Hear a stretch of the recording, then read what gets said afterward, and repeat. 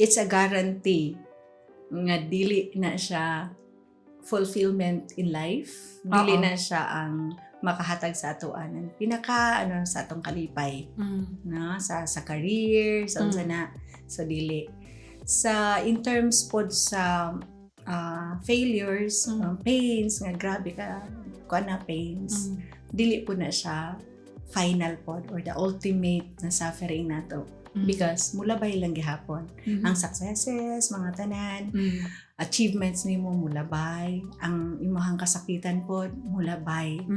What matters most lang yun, or ang pinaka kuan lang yun ang naghatag ng meaning and fulfillment sa tanan, our personal relationship with the Lord.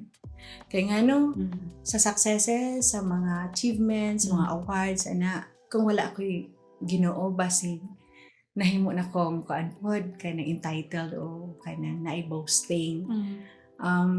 Sa failures pod, sa pains nga akong gi-go through, basig nag-depression na pod ko, nawad ang kuan, sakit sa kasakit, di na maka-move on. Pero because Jesus is my Lord and Savior, He is the author and finisher of my faith. Yes. He is my all in all. Diya ra gid ko naghawid sa iya ha. Then, mo na, if I have Jesus, I have everything in Him.